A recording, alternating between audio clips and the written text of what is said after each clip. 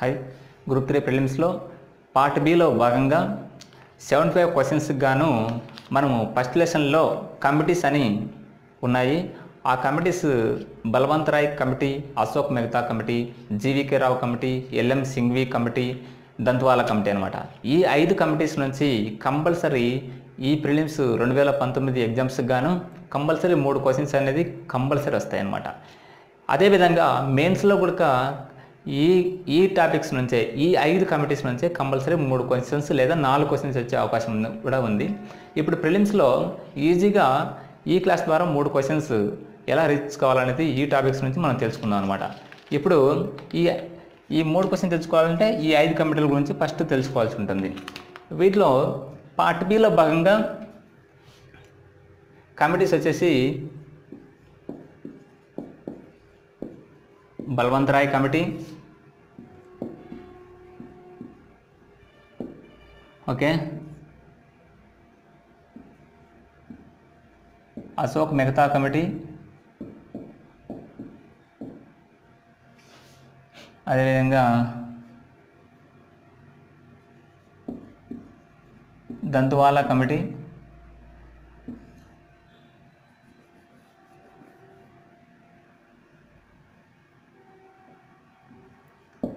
GVK Rao committee, L M Singhvi committee. Okay, ఇవి ఈ 5 committees నుంచి మనం క్వశ్చన్స్ ఏ విధంగా అడుగుతారని చూద్దాం అనమాట. ఇప్పుడు first Balwant Rai Mehta committee. Balwant Rai Mehta committee అనేది మూడు అంచెల పంచాయతీరాజ్ వ్యవస్థను ప్రవేశపెట్టింది అనమాట. 3 అంచెల విధానాన్ని ప్రవేశపెట్టింది. ఓకే, పంచాయతీరాజ్ వ్యవస్థలో 3 అంచెల విధానాన్ని ప్రవేశపెట్టింది.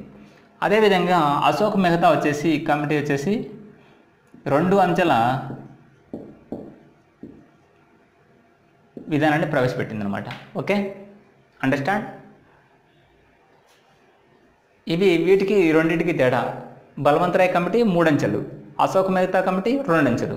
ఇప్పుడు బల్వంత్ రాయ్ కమిటీ నుంచి వచ్చేసి ఇప్పుడు చూస్తే ఇది ఎట్లా ఏర్పడిందంటే నేషనల్ డెవలప్మెంట్ కౌన్సిల్ ద్వారా 1957 సంవత్సరంలో వాళ్ళ నేషనల్ డెవలప్మెంట్ కౌన్సిల్ సిఫార్సుల మేరకు 1957 సంవత్సరంలో బల్వంత్ రాయ్ కమిటీని ఏర్పాటు చేయడం జరిగిందనమాట. ఓకే, ఎప్పుడు ఏర్పాటు చేయడం జరిగింది? 1957 సంవత్సరంలో నేషనల్ డెవలప్మెంట్ కౌన్సిల్ సిఫార్సుల మేరకు. ఇప్పుడు ప్రజాస్వామ్య ఇది ఏ విధంగా సిఫారసు చేసింది చెప్పమంటారా? ఏ విధంగా సిఫారసు చేసిందంటే ప్రజాస్వామ్య వికేంద్రీకరణ పద్ధతి అనేది ఉండాలనేసి పంచాయతీరాజ్ వ్యవస్థలో తెలపడం జరిగింది.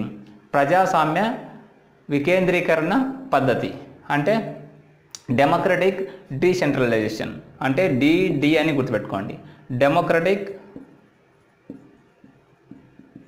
డీసెంట్రలైజేషన్. ఓకే, ప్రజాస్వామ్య వికేంద్రీకరణ పద్ధతి. ఓకే, ప్రజాస్వామ్య వికేంద్రీకరణ పద్ధతిని సూచించిన కమిటీ డెమోక్రటిక్ డీసెంట్రలైజేషన్ను సిఫారసు చేసిన committee Balwant Rai committee. National development council సిఫారసు చేసిన committee Balwant Rai committee. Okay, అదేవిధంగా మొదటి 3 అంచెల విధానాన్ని ప్రవేశపెట్టిన మొదటి రాష్ట్రం ఏదంటే రాజస్థాన్ అన్నమాట. ఫస్ట్ మొదటి 3 అంచెల విధానాన్ని ప్రవేశపెట్టిన రాష్ట్రం ఏదంటే రాజస్థాన్. రాజస్థాన్లోని నాగోర్ డిస్టిక్లో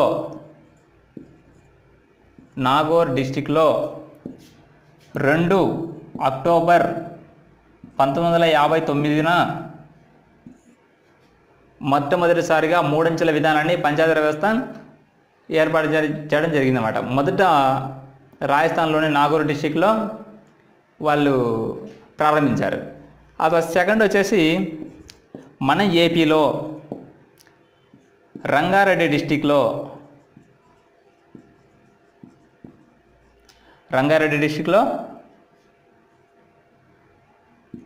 1 నవంబర్ 1959 సంవత్సరం, అదే సంవత్సరాన నవంబర్ 1న ప్రారంభించడం జరిగిందనమాట. ఇప్పుడు వీటి నుంచి కంపల్సరీ వచ్చే క్వశ్చన్స్, మొదటగా 3 అంచెల విధానాన్ని ప్రవేశపెట్టిన రాష్ట్రం లేదా జిల్లా నాగోర్ డిస్టిక్, రాజస్థాను. సెకండ్ వచ్చేసి ఏపీ. ఏపీ ఎన్నవ స్థానంలో 3 అంచెలను ప్రవేశపెట్టింది, సెకండ్ ప్లేస్లో. ఏపీలో ఏ డిస్టిక్? రంగారెడ్డి డిస్టిక్లోని శంషాబాద్, గుర్తుపెట్టుకోండి, శంషాబాద్లో ఎప్పుడు? నవంబర్ 1, 1959.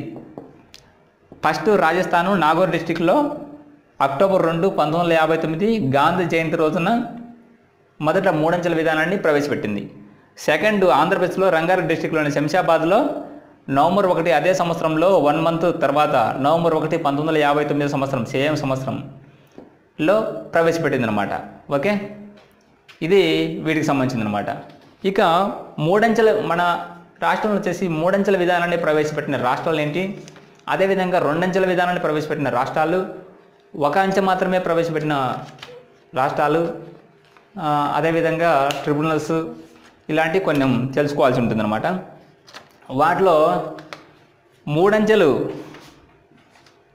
అంచెలు ప్రవేశపెట్టిన రాష్ట్రాలు, వాటిలో ఏమి ఉన్నాయంటే,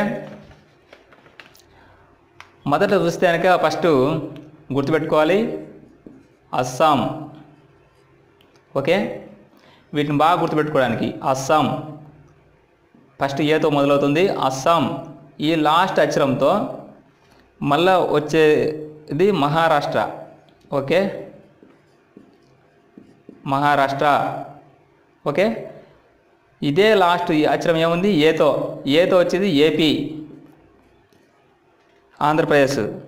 ఈ లాస్ట్ ఏంది, పి ఉంది. పి అంటే నెక్స్ట్ పిబి, పశ్చిమ బెంగాల్.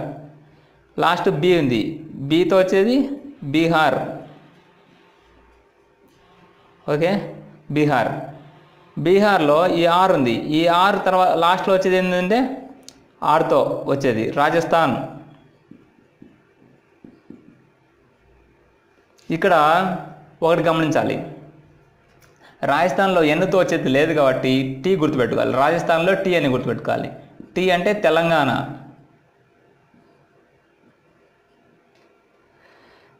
అదేవిధంగా ఇక్కడ కూడా మధ్యలో అక్షరం జీని గుర్తుపెట్టుకోవాలి. జీ అంటే గుజరాత్. ఇక్కడ మనం గమనించాల్సిన విషయం ఏంటంటే ఇక్కడ యూని తెచ్చుకోవాలి. యు అంటే యూపీ మరియు హెచ్పి. ఈ రాష్ట్రాలు 3 అంచెల విధానాన్ని ప్రవేశపెట్టాయన్నమాట. ఓకే, వీటిని మనం గుర్తుంచుకునే విధంగా ఒక ఆర్డర్లో రాయడం అయితే జరిగిందనమాట. ఏ విధంగా గుర్తుపెట్టుకోవాలంటే, ఇక్కడ మొదటి అక్షరం నుంచి స్టార్ట్ అయిన తర్వాత చివరి అక్షరం ఏది ఉంటుందో ఆ చివరి అక్షరానికి సంబంధించిన రాష్ట్రంలోని మొదటి అక్షరంతో మళ్ళీ నెక్స్ట్ రాష్ట్రం అనేది మనం గుర్తుంచుకోవాలి. ఇలా అస్సాం అని ఫస్ట్ మనం గుర్తుపెట్టుకుంటే, ఫస్ట్ అస్సాం ఏతో మొదలవుతుంది కాబట్టి ఫస్ట్ అస్సాం నుంచి మనం మొదలు పెడితే చివరి అక్షరం ఎం వచ్చింది కాబట్టి ఎమ్తో మొదలయ్యే రాష్ట్రం మహారాష్ట్రను లాస్ట్ చివరి అక్షరం ఏ వచ్చింది కాబట్టి ఏతో మొదలయ్యే స్టేటు ఏపీ అని గుర్తుపెట్టుకోండి. జస్ట్ ఓన్లీ ఏపీ అని పెట్టుకోండి, ఆంధ్రప్రదేశ్ అని కాకుండా. ఏపీలో పీతో లాస్ట్ అక్షరం పీతో మొదలయ్యేది పి, పశ్చిమ బెంగాల్. పిబి పశ్చిమ బెంగాల్, షార్ట్కట్లో పిబి. పిబిలో బీతో మొదలయ్యేది బీహార్ అని రాష్ట్రం పెట్టుకోండి. బీహార్లో లాస్ట్ ఆర్ వస్తుంది. ఆర్తో మొదలయ్యే రాష్ట్రం ఏంటంటే రాజస్థాన్లో ఎన్నుతో మొదలయ్యేది 3 అంచెల విధానంలో లేదు కాబట్టి ఇంకో షార్ట్కట్కి ఏమొచ్చిందంటే, ఇక్కడ మధ్యలో ఉండే రాజస్థాన్ అనేది ఉంది కదా, రాజస్థాన్లో టీ అనే పదం సరిగ్గా పలుకుతుంది కాబట్టి టీ అనే పదాన్ని తీసుకుంటే గుర్తుపెట్టుకుంటే టీ నుంచి వచ్చేది తెలంగాణలో ఇక్కడ జీ నుంచి తీసుకుంటే జీ నుంచి వచ్చేది గుజరాత్లో ఈ సెకండ్ వర్డే యూ తీసుకుంటే యూపీ మరియు అదేవిధంగా ఎస్పీ అనేది గుర్తుపెట్టుకుంటే సరిపోతుందన్నమాట. కొంచెం మెమరీ టెక్నిక్స్ ఉపయోగించుకోవడానికి ఉపయోగపడుతుందని చెప్పాల్సి వచ్చింది ఇది. అదేవిధంగా రెండంచెల విధానాన్ని ప్రవేశపెట్టిన రాష్ట్రాలు ఏమేమి ఉన్నాయంటే జస్ట్ 2 రాష్ట్రాలు, ఇవి హర్యానా, ఒడిశా. ఇవి ఈజీగా గుర్తుపెట్టుకోవచ్చు. రెండంచెల విధానాన్ని ప్రవేశపెట్టిన రాష్ట్రాలని అడిగితే ఈ 2 రాష్ట్రాలు గుర్తుపెట్టుకోవాలి, హర్యానా, ఒడిశా. ఓకే, ఒక అంచె మాత్రమే, ఇక్కడ రాసిద్దాం. ఒక అంచె మాత్రమే ప్రవేశపెట్టినటివి, ఒక అంచె మాత్రమే ప్రవేశపెట్టిన రాష్ట్రాలు ఏంటంటే జమ్మూ అండ్ కాశ్మీర్, కేరళ. మిగతా కేంద్రపాలిత ప్రాంతాలు కాబట్టి వాటికి ఏం లేదు. సిక్కిం, ఎంతో మణిపూర్, త్రిపుర. ఇవి ఒక అంచె మాత్రమే ఉండేవి అన్నమాట. అదేవిధంగా ట్రైబల్ కౌన్సిల్తో అంటే ఈ 2 అంచెలు, 1 అంచె, 2 అంచెలు, 3 అంచెలు కాకుండా ట్రైబల్ కౌన్సిల్ను విధానాన్ని అమలు చేసే రాష్ట్రాలు ఏమిటంటే మేఘాలయ, నాగాలాండ్. ఇవి గుర్తుపెట్టుకోవాలి. ఇప్పుడు వీటి నుంచి మళ్ళీ మనము ఒకసారి రివైజ్ చేస్తే 3 అంచెల విధానాన్ని ప్రవేశపెట్టిన రాష్ట్రాలు అస్సాము, మహారాష్ట్ర, ఏపీ, పీబీ, పశ్చిమ Bengal, Bihar, Rajasthan, Telangana, Gujarat, UP and HP, Uttar Pradesh, Himachal Pradesh. 2 అంచెల విధానాన్ని హర్యానా అండ్ ఒడిశా. 1 అంచె విధానాన్ని జమ్మూ అండ్ కాశ్మీర్, కేరళ, సిక్కిం, మణిపూర్, త్రిపుర. ఇక ఈ 3 అంచెలు కాకుండా ట్రైబల్ కౌన్సిల్ను ప్రవేశపెట్టిన రాష్ట్రాలు ఏమన్నాయంటే మేఘాలయ అండ్ నాగాలాండ్. ఇవి అన్నమాట. ఇప్పుడు బలవంతరాయ్ కమిటీ నుంచి మన బిట్స్ ఏ విధంగా అడగచ్చు? 3 అంచెల విధానాన్ని ప్రవేశపెట్టిన కమిటీ బలవంతరాయ్ కమిటీ. ఏది బలవంతరాయ్ కమిటీని సిఫారసు చేసింది? National development Council. Balwantrai committee ఏ సంవత్సరంలో ఏర్పాటు చేయడం జరిగింది? 1957 సంవత్సరంలో. ఎన్డీసీ సిఫారసు మేరకు నియమించబడ్డ committee Balwantrai committee. Balwantrai committee యొక్క సిఫారసు ఏంటి? ప్రజాస్వామ్య వికేంద్రీకరణ పద్ధతి, డెమోక్రటిక్ డిసెంట్రలైజేషన్. ప్రజాస్వామ్య వికేంద్రీకరణ పద్ధతి అనే సిఫారసు చేసిన కమిటీ బలవంతరాయ్ కమిటీ. రివర్స్లో అడిగి చూడొచ్చు అనమాట. మొదట ఫస్ట్ అండ్ సెకండ్ పంచాయతీరాజ్ వ్యవస్థను, 3 అంచెల వ్యవస్థను ప్రవేశపెట్టిన రాష్ట్రాలు ఏంటంటే మొదటిగా Rajasthan, second AP. Okay, AP ఎన్నో ప్లేస్ అంటే సెకండ్ ప్లేస్. మొదటి స్టేట్ ఏంటంటే రాజస్థాన్. రాజస్థాన్లోని ఏ డిస్టిక్ అని అడిగితే నాగోర్ డిస్టిక్. రాజస్థాన్లో ఎప్పుడు ప్రారంభించాలంటే అక్టోబర్ 2, 1959 గాంధీ జయంతిన. ఆంధ్రప్రదేశ్లో ఎప్పుడు ప్రారంభించాలంటే రంగారెడ్డి డిస్టిక్లోని శంషాబాద్లో నవంబర్ 1, 1959 సేమ్ సంవత్సరం. అదేవిధంగా 3 అంచెల విధానాన్ని ప్రవేశపెట్టిన రాష్ట్రాలు ఏంటంటే అస్సాము, మహారాష్ట్ర, ఏపీ, పశ్చిమ బెంగాల్, బీహార్, రాజస్థాన్, తెలంగాణ, గుజరాత్, ఉత్తరప్రదేశ్, హిమాచల్ ప్రదేశ్. వీటిలో నుంచి మనం అడిగే క్వశ్చన్స్ ఏముంటాయంటే దాదాపు తెలంగాణ ఎన్ని అంచెల విధానం ప్రవేశపెడుతుంది? 3 అంచెలు. ఉత్తరప్రదేశ్ ఎన్ని అంచెల విధానము? 3 అంచెలు. అదేవిధంగా 2 అంచెలు హర్యానా, ఒడిశా ఎన్ని అంచెల విధానం ప్రవేశపెడుతుంది? 2 అంచెలు. 1 అంచె వచ్చేసి జమ్మూ కాశ్మీరు. అడగచ్చు, జమ్మూ కాశ్మీరు ఎన్ని అంచెల విధానం అమల్లో ఉంది? జమ్మూ కాశ్మీర్లో 1 అంచె. అదేవిధంగా మణిపూర్లో ఎన్ని అంచెలు విధానంలో ఉంది? 1 అంచె. ఆ విధంగా అడగచ్చు. కింది స్టేట్లలో ఏ స్టేట్కి ట్రైబల్ కౌన్సిల్ విధానం ఉంది? మేఘాలయ లేదా నాగాలాండ్. ఓకే, ఇలాంటి బిట్స్ వచ్చే అవకాశం ఉందన్నమాట.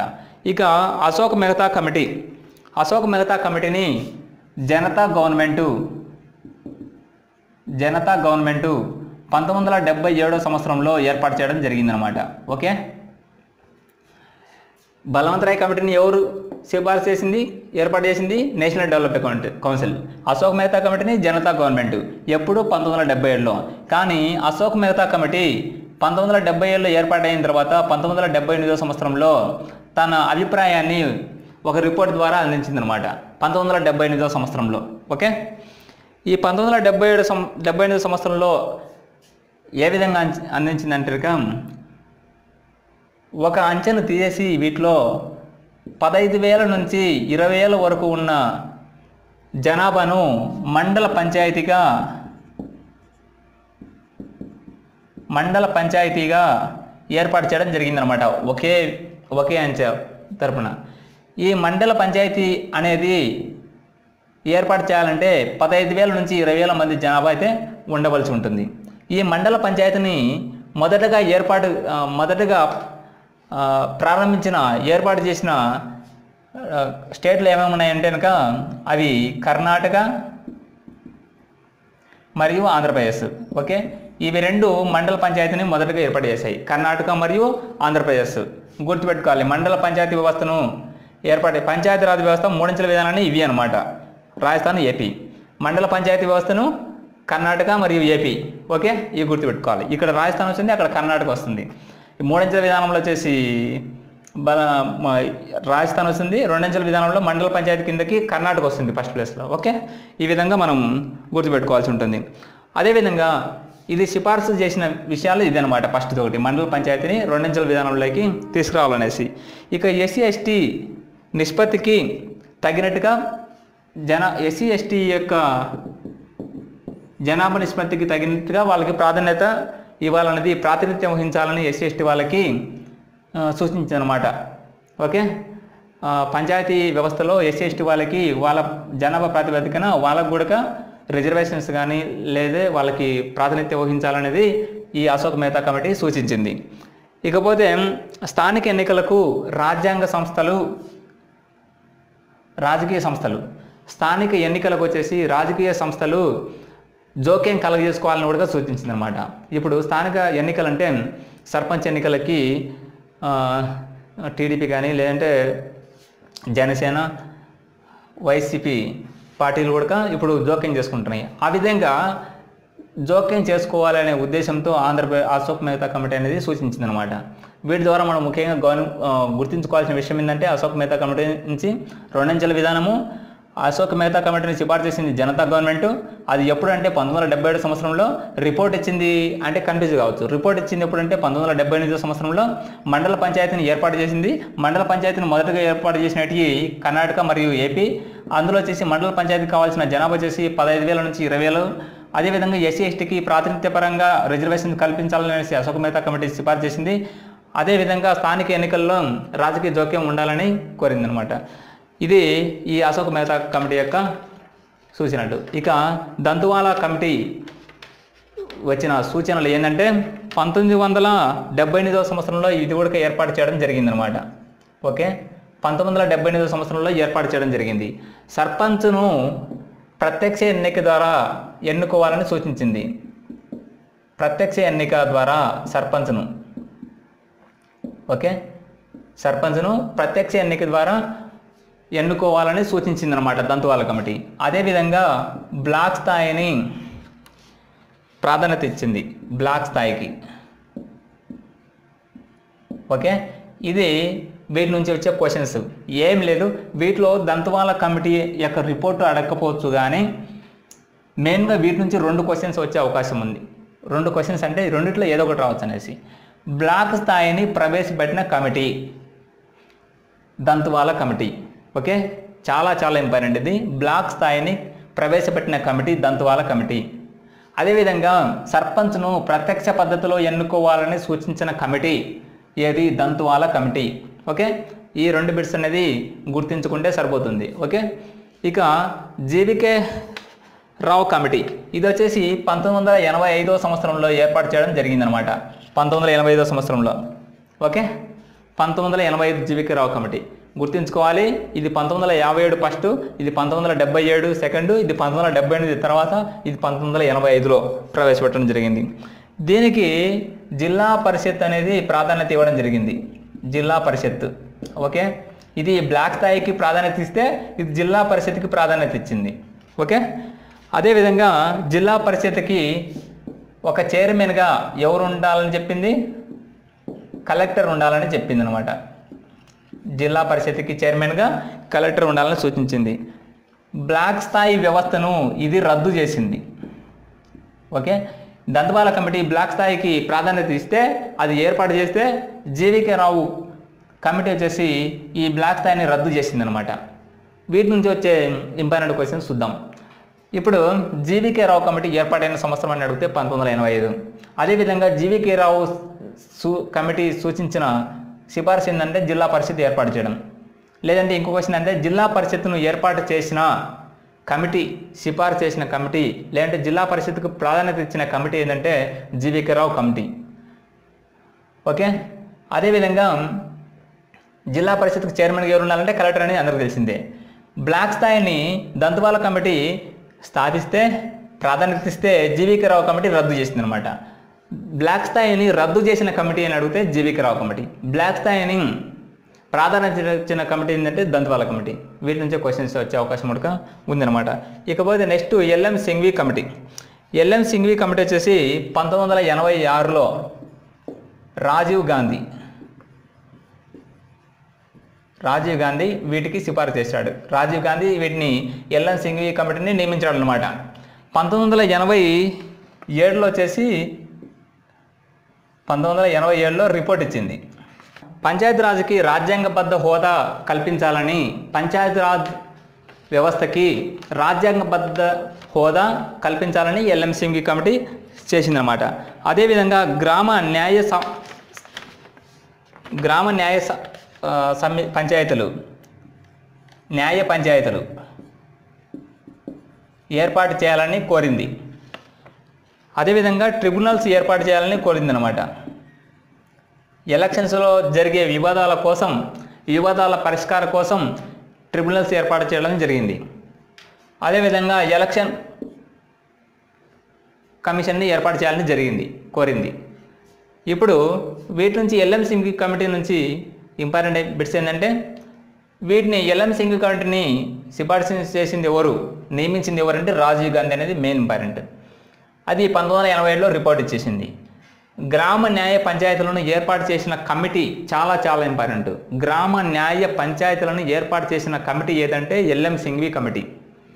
అదేవిధంగా ట్రిబ్యునల్స్ను ఎలక్షన్స్ల వివాదాల పరిష్కారం కోసం ట్రిబ్యునల్స్ను ఏర్పాటు చేయడానికి కోరిన కమిటీ ఎల్ఎం సింఘ్వి కమిటీ. అదేవిధంగా ఎలక్షన్ కమిషన్ కూడా కోరిందనమాట. ఇకపోతే రాజ్యాంగబద్ధ హోదా, పంచాయతీరాజ్ వ్యవస్థకి రాజ్యాంగబద్ధ హోదా కల్పించాలని కోరిన కమిటీ ఏదంటే ఎల్ఎం సింఘ్వి కమిటీ. ఇది చాలా ఇంపార్టెంట్. ఓకే, వీటి నుంచి మనం ఒక రివ్యూ కనుక చూసుకుంటే కనుక వీటిలో డిఫరెన్సెస్ చూస్తే Balwantrai committee 1957, Ashok Mehta committee 1977, Dantwala committee 1978, G V K Rao committee 1985, L M Singhvi committee 1986. Important. Balwantrai కమిటీని ఎన్డీసీ నేషనల్ డెవలప్మెంట్ కమిటీ సిఫారసు చేస్తే అశోక్ మెహతా కమిటీని జనతా గవర్నమెంట్ చేసింది. అదేవిధంగా ఈ రెండు ఏం లేదు పక్కన పెట్టేస్తే ఎల్ఎం సింఘ్వి కమిటీ రాజీవ్ గాంధీ సమక్షంలో నియమించారనమాట. ఇకపోతే వీటికి సంబంధించింది సిఫారసులు వచ్చేసి డెమోక్రటిక్ డీసెంట్రలైజేషన్ బలవంతరాయ్ కమిటీకి అయితే, అంటే ప్రజాస్వామ్య వికేంద్రీకరణ పద్ధతి అయితే కనుక వీటికి మండల పంచాయతీని ఏర్పాటు చేయాలని సూచించింది. అదేవిధంగా ఎస్సీ/ఎస్టీకి వర్గీకరణ మరియు రిజర్వేషన్లకు సంబంధించింది కూడా సూచించింది అనమాట Ashok Mehta committee. Dantwala committee block స్థాయిని సూచిస్తే, అదేవిధంగా సర్పంచ్ ప్రత్యక్ష ఎన్నిక ద్వారా జరగాలని సూచిస్తే, జీవీకే రావు కమిటీ జిల్లా పరిషత్ను ఏర్పాటు చేసి దానికి చైర్మన్గా కలెక్టర్ను పెట్టాలని సూచించి అదేవిధంగా బ్లాక్ స్థాయిని రద్దు చేసిందనమాట. ఎల్ఎం సింఘ్వి కమిటీ వచ్చేసి గ్రామ న్యాయ పంచాయతీలను ఏర్పాటు చేయాలని సూచించి అదేవిధంగా ఎన్నికల పరిష్కారానికి, వివాదాల పరిష్కారానికి ట్రిబ్యునల్స్ను ఏర్పాటు చేయాలని సూచించింది. అదేవిధంగా ఎలక్షన్ కమిషన్ కూడా ఏర్పాటు చేయాలని సూచించింది. పంచాయతీరాజ్ వ్యవస్థకు రాజ్యాంగబద్ధ హోదా కూడా కల్పించాలని కూడా సూచించింది అనమాట. ఇదే విధంగా చూస్తే కనుక మూడంచెల విధానాన్ని ఫస్ట్ రాజస్థాన్, సెకండ్ ఏపీలో, Nagaur district and Rangareddy district శంషాబాద్లో, ఇదే విధంగా రాజస్థాన్లో 2 అక్టోబర్ 1959 అయితే రంగారెడ్డి డిస్టిక్లో ఏపీలో నవంబర్ 1, 1959 మూడంచెలు ప్రవేశపెట్టింది. ఇక మూడంచెలు ఉన్న రాష్ట్రాలను, రెండంచెలు ఉన్న రాష్ట్రాలను, ఒక అంచె ఉన్న రాష్ట్రాలను ఈ షార్ట్ కట్ ట్రిక్స్ ద్వారా కొనసాగిస్తే ముఖ్యంగా ట్రైబల్ కౌన్సిల్ ద్వారా మేఘాలయ మరియు నాగాలాండ్ ఉన్నాయని గమనించి ఈ రివ్యూ అనగానో చూస్తే కనుక ఈ 5 కమిటీస్ నుంచి కంపల్సరీ ఈ 3 క్వశ్చన్స్ వచ్చే అవకాశం అయితే ఉందన్నమాట. ఈ 3 క్వశ్చన్స్ ద్వారా ఎటువంటి నెగిటివ్ మార్కింగ్ ఆస్కారం లేకుండా ఉండాలంటే ఒకసారి రివైజ్ చేస్తే కనుక ఖచ్చితంగా ఆన్సర్ చేయగలుగుతాం. ఇలాంటి టాపిక్స్ మరికొన్ని టాపిక్స్తో మనం నెక్స్ట్ క్లాస్లో డిస్కస్ చేద్దాం. Okay, thank you.